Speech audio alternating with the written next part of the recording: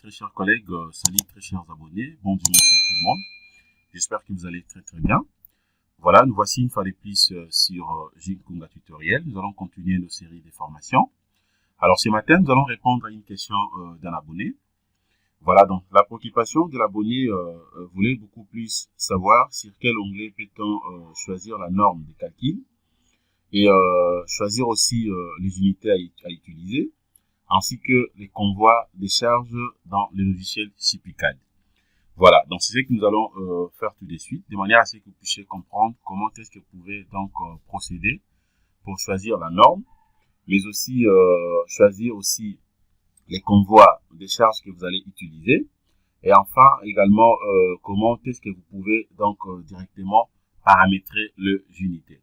Puisque vous le savez très bien que lorsque vous travaillez dans un projet, surtout beaucoup plus à travers les logiciels, que ce soit les logiciels de dessin comme AutoCAD, tant d'autres qu'on connaît, ou aussi des calculs de structure, il faudrait que vous puissiez premièrement maîtriser quelques fonctionnalités à ce qui concerne les choix, par exemple les unités.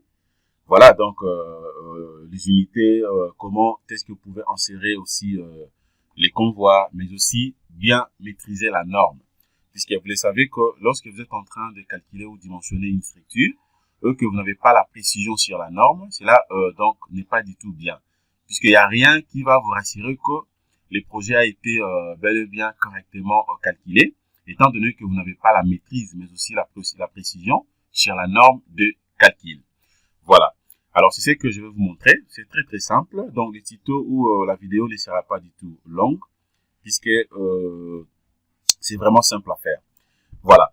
Alors, premièrement, je vais commencer d'abord sur la norme, par exemple. Alors, je suis devant l'interface.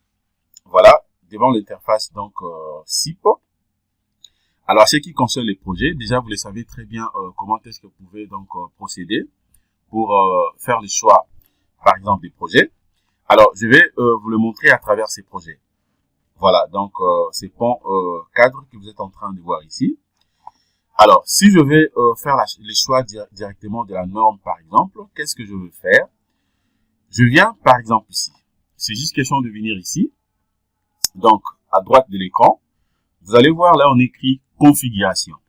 Voilà, c'est d'ailleurs bien intitulé, configuration générale. Qu'est-ce qu'on a écrit ici? Configuration générale, configuration de normes, unité, plan, périphérique et autres généralités.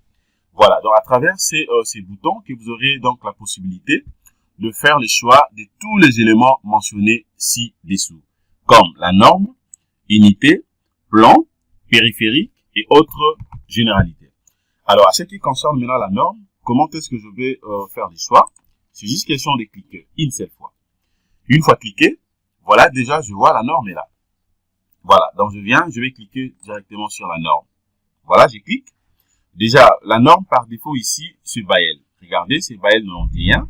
C'est une norme française comme vous le savez très bien. Donc, c'est Bael qui a été paramétré comme norme par défaut. Mais si je vais, par exemple, changer ou avoir une norme comme Eurocode, mais aussi tant d'autres normes, c'est simple à modifier. C'est juste question de venir défiler ici. Voilà, vous pouvez utiliser la norme espagnol par exemple, ainsi que d'autres normes. Par exemple, je peux prendre ça, donc RSA Portugal et Bael. Voilà, ça c'est la norme par défaut. Voilà, ça c'est la norme des ISA, la norme des ISA. Vous avez la norme Inde, vous avez donc l'Eurocode. Voilà, IE. Vous avez l'Eurocode aussi français, mais aussi l'Eurocode portugais. Voilà, ainsi que la norme italienne. Donc, vous avez tous les éléments. Et donc, retenez que c'est à travers ces boutons que vous aurez donc la possibilité de faire le choix de la norme. C'est très simple.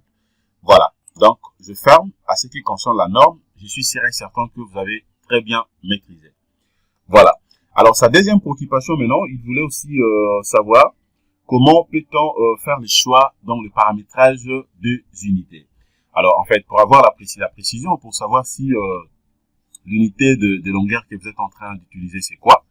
Par exemple, c'est les kilogrammes ou je ne sais pas, les kilonewtons.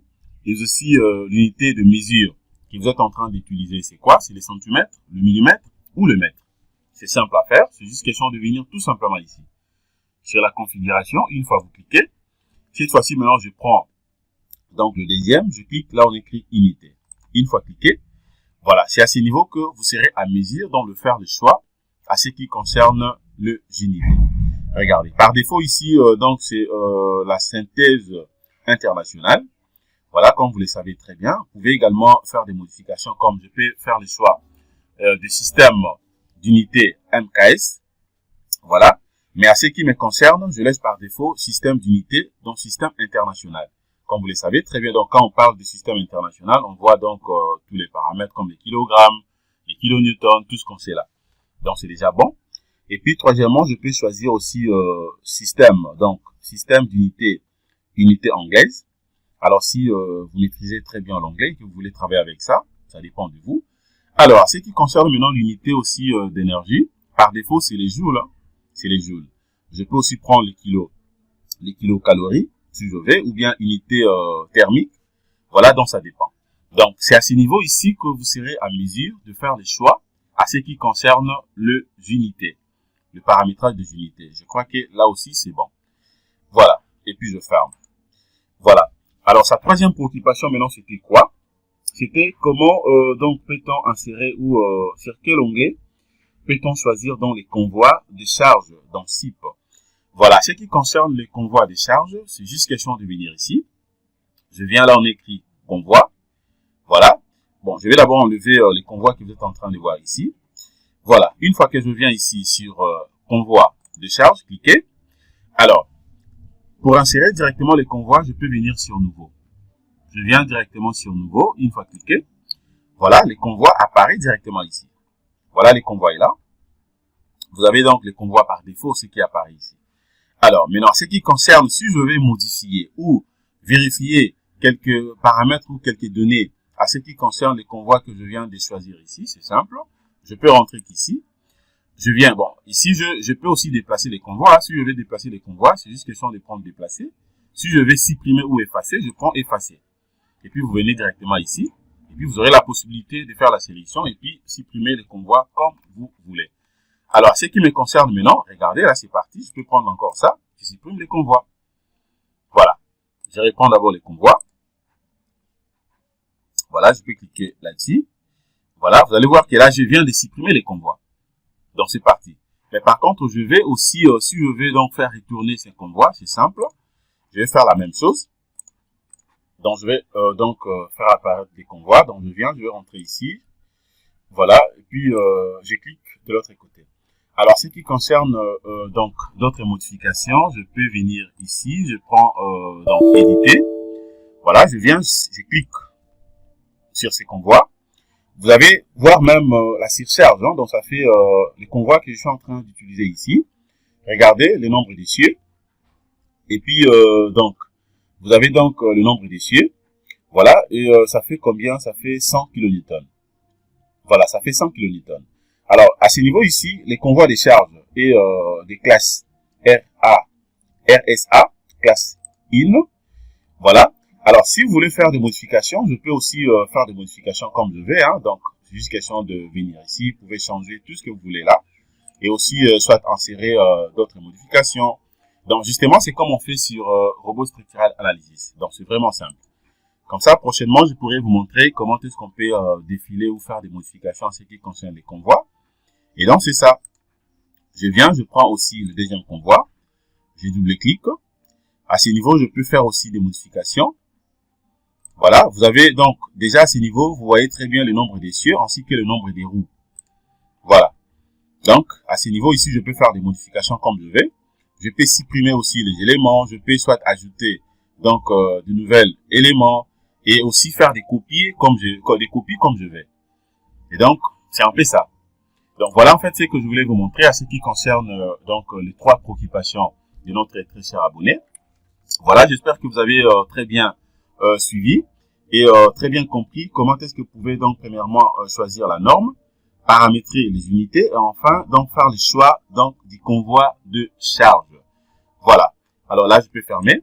Alors si je vais aussi visualiser très bien les 3D de ces projets, je peux venir ici. Voilà, je clique d'abord là-bas, je vais voir à quoi ça ressemble. Voilà, c'est un petit truc là. Voilà, donc un seul canal. Donc, c'est un peu ça. OK? Et puis, je peux fermer. Voilà, et puis je rentre là. Et donc, voilà ce que je voulais vous montrer concernant cette petite vidéo. Voilà, merci de votre disponibilité. Abonnez-vous massivement sur Jinkunga Tutoriel. Nous allons continuer nos séries de formations de manière à ce que nous puissions aider notre communauté africaine, mais aussi le monde entier, de bien maîtriser donc les différents logiciels. Merci de votre disponibilité. Passez une excellente journée. Au revoir.